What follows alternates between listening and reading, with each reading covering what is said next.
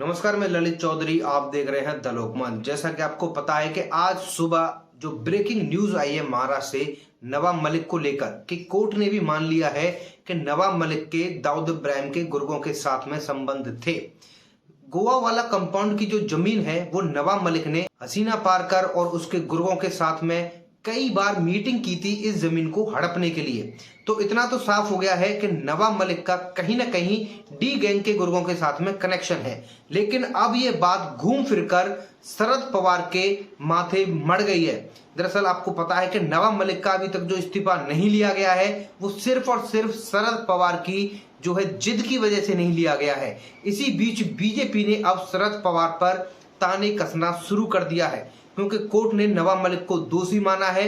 ऐसे में शरद पवार नवाब मलिक को जो है निर्दोष बता रहे हैं। तो इससे अब बीजेपी का कहना यह है कि शरद पवार का भी दाऊद इब्राहिम के साथ में संबंध हो सकता है, डायरेक्ट नहीं तो नवाब मलिक के जरिए हो सकता है, क्योंकि नवाब मलिक शरद पवार के खास हैं और नवाब मलिक डी कंपनी से भी जुड़े हुए हैं और कोर्ट ने यह साबित आज कर दिया है। तो बीजेपी के नेता नीलेश राणे ने ये जो है ऑब्जेक्शन उठाया है और उन्होंने एक पोस्ट डाली जिस पर उन्होंने कहा कि शरद पवार आपका डी कंपनी से डायरेक्ट कनेक्शन नहीं है ना। चलो हम ये भी मानते हैं कि नहीं है, लेकिन नवाब मलिक के जरिए आपका कनेक्शन हो सकता है क्योंकि नवाब मलिक आपका बहुत ज्यादा करीबी है और नवाब मलिक का जो इस्तीफा अभी तक नहीं लिया गया है ये बताया जा रहा है कि डी कंपनी के गुर्गों के दबाव की वजह से अभी तक नवाब मलिक का इस्तीफा नहीं लिया गया है। अब ऐसे में 1993 बॉम्ब ब्लास्ट जो शरद पवार उस टाइम पर जो मुख्यमंत्री थे उस पर अब सवाल उठना दोबारा से स्टार्ट हो गया है। नीलेश राणे ने कहा कि मुझे वो बात याद आती है जब शरद पवार ने 1993 बम ब्लास्ट को छुपाने के लिए प्लान तैयार कर रखा था और ऐसे में नवाब मलिक जो दाऊद इब्राहिम के जो है गुर्गों के इतने खास बताए जाते हैं, नवाब मलिक और शरद पवार का जो कनेक्शन है अब ये शरद पवार के गले तक पहुंच चुका है। शरद पवार ने 1993 बॉम्ब ब्लास्ट को क्यों कवर अप किया था, उस टाइम पर मीडिया अलग थी, ये बात भी कही है क्योंकि उस टाइम पर मीडिया अलग का मतलब ये है कि उस टाइम पर इतनी एडवांस मीडिया नहीं थी।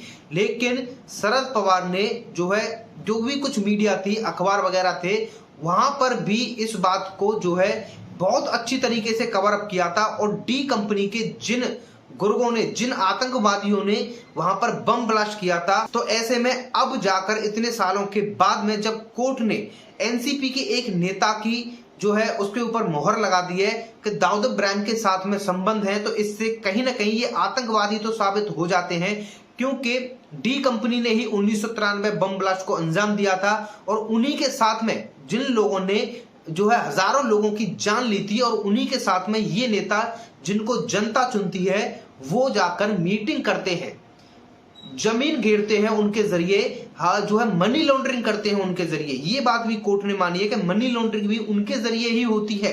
तो ऐसे में अब शरद पवार जो है बहुत बुरी तरीके से यहाँ पर फंसे हुए नजर आ रहे हैं नवाब मलिक की वजह से।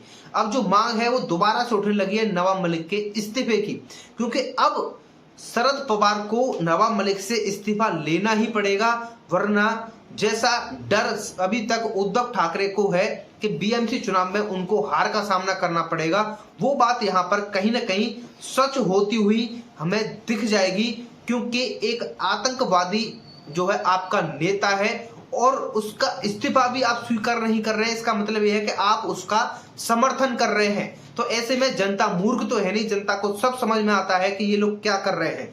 ऐसे में मराठी मीडिया हाउसेस ने शरद पवार के ऊपर जो सवालों के गोले दागे हैं, अभी तक शरद पवार की तरफ से इस मामले में कोई भी स्टेटमेंट नहीं आया है, ना ही किसी महाविकास अघाड़ी सरकार के नेता की तरफ से आया है कि कोर्ट ने नवाब मलिक को जो है आतंकवादी साबित कर दिया है। एक तरीके से हम आतंकवादी ही कहेंगे क्योंकि आतंकवादियों के जिसके साथ में संबंध होते हैं वो आतंकवादी ही होता है। अब आप लोगों का इस बारे में क्या कहना है, आप लोग हमें कमेंट करके जरूर बता सकते हैं। क्या शरद पवार अब नवाब मलिक का इस्तीफा ले सकते हैं और इस बात का शरद पवार क्या जवाब देंगे कि नवाब मलिक के दाऊद इब्राहिम के कंपनी के साथ में संबंध थे। फिलहाल अगले वीडियो में इतना ही। इस बारे में जैसे कोई और अपडेट आएगी आपको बता दी जाएगी। पहली बार देख रहे हैं तो चैनल को सब्सक्राइब जरूर कर लेना। धन्यवाद।